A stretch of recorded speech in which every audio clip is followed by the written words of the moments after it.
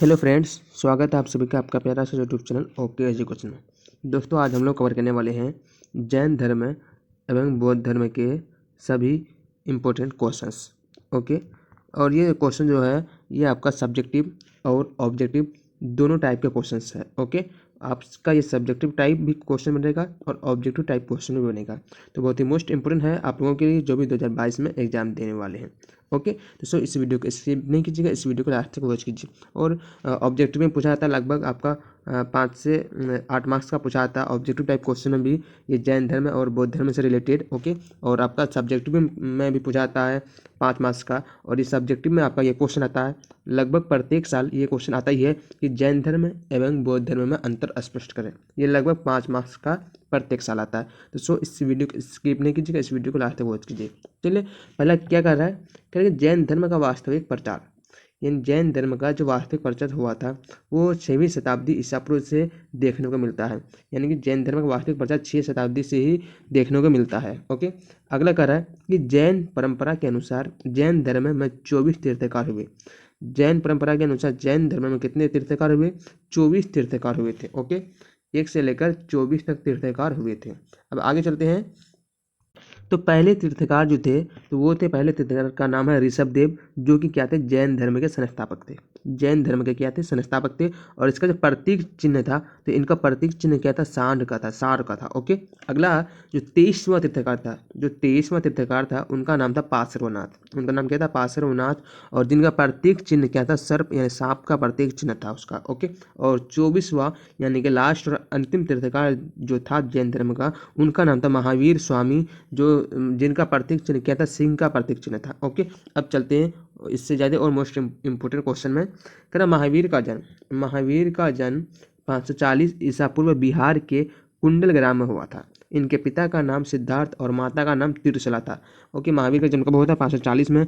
कहाँ हुआ था? बिहार राज्य के कुंडल ग्राम में। और इनके माता का नाम क्या था? इनके माता का नाम था तिरसला और पिता का नाम था सिद्धार्थ। ओके, अगला अगर महावीर के बचपन का नाम वर्धमान था, यानी महावीर के बचपन का नाम, जब महावीर पैदा हुआ था तो बचपन में उनका नाम रखा गया था वर्धमान। ओके, अब अगला पॉइंट है, कह रहा जब महावीर 30 वर्ष के हुए, जब महावीर का उम्र 30 वर्ष हुआ तब इनके माता पिता की मृत्यु हो गई। ओके, इसके बाद महावीर ने अपने बड़े भाई नंदीवर्धन से अनुमति लेकर संन्यास जीवन स्वीकार किया है। ओके, ये बहुत ही मोस्ट इंपोर्टेंट क्वेश्चन था। ओके, तो चलिए अब क्वेश्चन अगला चलते हैं। अगला है आपका कि पहले इन्होंने एक वस्त्र धारण किया था। महावीर स्वामी जो है पहले इन्होंने क्या किया था? एक वस्त्र, एक कपड़ा का धारण किया था। फिर 13 माह बाद यानी 13 महीने के बाद इन्होंने वस्त्रों को भी त्याग कर दिया और नग्न यानी कि बिल्कुल जो नंगा होता है वो अवस्था में रहने लगे थे। बिल्कुल शरीर में एक भी कपड़ा एक भी पट्टा नहीं था। ओके, अब कह रहा है कि 12 वर्षों की कठिन तपस्या के बाद, 12 वर्षों की कठिन तपस्या के बाद महावीर ने एक नदी के तट पर स्थित साल वृक्ष के नीचे ज्ञान प्राप्त किया। कौन से वृक्ष के नीचे? साल वृक्ष के नीचे। आप ये ध्यान रखिएगा क्योंकि ये ऑब्जेक्टिव टाइप क्वेश्चन में आता है लगभग प्रत्येक साल कि महावीर स्वामी ने कौन से वृक्ष के नीचे अपना ज्ञान की प्राप्ति किया। और तो ये आप आंसर में दे सकते हैं साल वृक्ष। और गौतम बुद्ध के बारे में होता है कि गौतम बुद्ध ने कौन से वृक्ष के नीचे ज्ञान की प्राप्ति किया। यानी कि ये सारे क्वेश्चन लगभग टाइम आते रहता है, तो सो आप लोग ध्यान रखिएगा। ओके, अगर इसी समय के पश्चात महावीर को क्या जिन यानी विजेता, अरहत यानी कि पूज्य, निर्ग्रंथ यानी कि बंधनहीन, ओके, ये कहा गया। कह रहा जिन के आधार पर, जीन जो है तो जीन के आधार पर ही महावीर के अनुयायी, जो अनुयायी थे, यानी कि अनुयायी का मतलब होता मानने वाला, यानी महावीर स्वामी को मानने वाला। तो जीन के आधार पर ही महावीर के अनुयायी जो थे वो क्या कहलाए? जैन कहलाए। क्या कहलाए? जैन कहलाए वो। ओके, वो जैन कहलाए। उसके बाद और महावीर के द्वारा चलाया गया धर्म, जो महावीर स्वामी के द्वारा चलाया गया धर्म था उनको जैन धर्म के नाम से जाना गया। ये बहुत ही मोस्ट इंपोर्टेंट पॉइंट था ये। ओके, अब अगला कह रहा है इसके बाद महावीर ने अपना प्रथम उपदेश, जो पहला उपदेश दिया था वो कहाँ दिया था? राजगीर में। कहाँ दिया था? राजगीर में।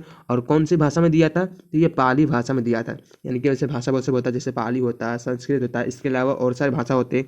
जिससे आपका जो है गौतम बुद्ध दिया था आपका संस्कृत भाषा में दिया था पहला उपदेश, और ये दिया था पाली भाषा में। ओके, तो महावीर स्वामी ने पहला उपदेश कहाँ दिया था? राजगीर में। कौन सी भाषा में? पाली भाषा में दिया था। अब अगला पॉइंट है, महावीर के अनुयायियों को निग्रंथ कहा जाता है।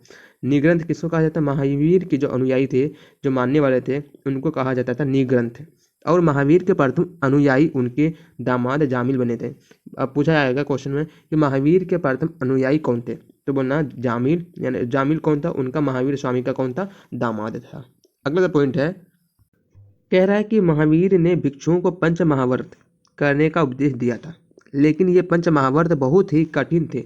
इनका जो पालन करना गृहस्थों के लिए बहुत ज़्यादा इसके लिए गृहस्थों के लिए क्या था, संभव नहीं था, बहुत ज़्यादा मुश्किल था। इसलिए महावीर ने गृहस्थों को पंच अनुव्रत करने का उपदेश दिया, और वह पंच अनुव्रत के नाम इस प्रकार हैं, जैसे नंबर 1 में अहिंसा, यानी कि हिंसा नहीं करना कभी भी।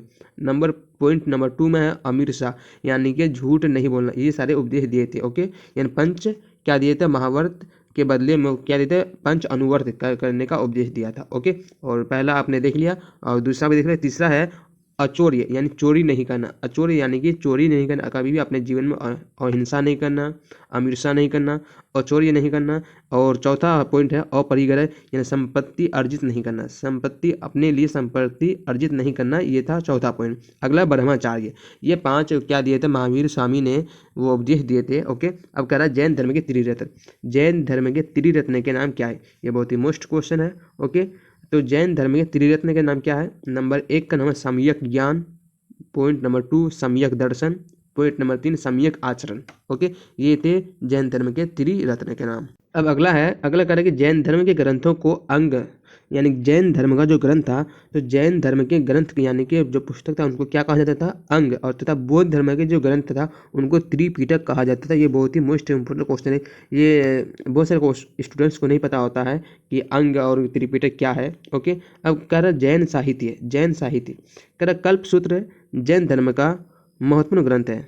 कल्पसूत्र जो है, तो कल्पसूत्र जैन धर्म का क्या महत्वपूर्ण ग्रंथ है, जिसकी भाषा संस्कृत है और इसकी रचना भद्रबाहु ने की। किसने की है, भद्रबाहु ने की है। ओके, अगला पॉइंट कर रहा है जैन धर्म मानने वाले राजा चंद्रगुप्त मौर्य, यानी कि जो जैन धर्म को मानने वाले जो शासक थे वो कौन थे, चंद्रगुप्त मौर्य, उदयन, चंदेल शासक, ये सारे क्या थे, जैन धर्म को मानने वाले थे। ओके, अगला पॉइंट है अगर चंद्रगुप्त मौर्य के शासनकाल में ही प्रथम जैन संगीति का आयोजन पाटलिपुत्र में किया गया था। कहाँ किया था, किसके शासनकाल में, चंद्रगुप्त मौर्य के शासनकाल में प्रथम जैन संगीति का आयोजन पाटलिपुत्र में किया गया, और यहीं से जैन धर्म 2 संप्रदायों में विभाजित हो गया। ओके, एक था दिगंबर और दूसरा था श्वेतांबर। दिगंबर उनको कहा जाता है जो नंगा रहता था, या नग्न रहने वाले, जो नंगा रहता था, जो कपड़ा नहीं पहनता था, उनको बोला जाता था दिगंबर। एंड जो श्वेतांबर उनको बोला जाता था जो श्वेत वस्त्र यानी कि सफ़ेद वस्त्र धारण करने वाले, जो सफ़ेद वस्त्र पहनते थे, उनको बोला जाता था श्वेतांबर। ओके, अब अगला पॉइंट है चंदेल शासकों ने ही खजुराहो में प्रसिद्ध जैन मंदिरों का निर्माण कराया था।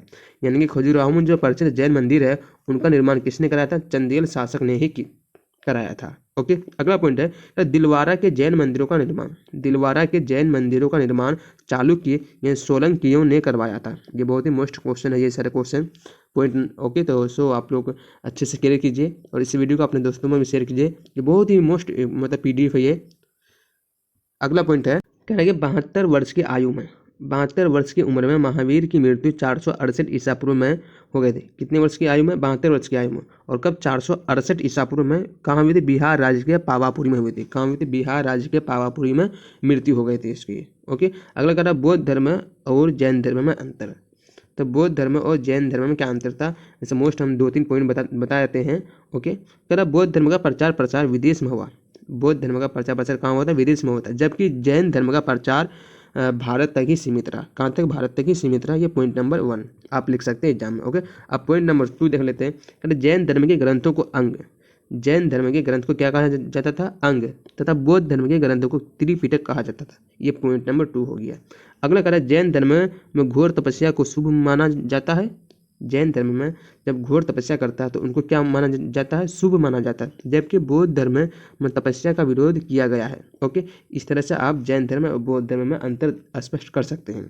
अब नोट है ये क्या कर रहा है, दक्षिण भारत में प्रसिद्ध जैन केंद्र, दक्षिण भारत में जो प्रसिद्ध जैन केंद्र है वो सरवनवेल गोला में स्थित है। ये बहुत ही मोस्ट इंपोर्टेंट मतलब ये नोट है। ओके, स्टार पॉइंट है, तो आप लोग क्या कीजिएगा। तो इस तरह से मैंने जैन धर्म के बारे में और बौद्ध धर्म और जैन धर्म के अंतर के बारे में मैंने बिल्कुल अच्छे से सोल्यूशन किया है इसका।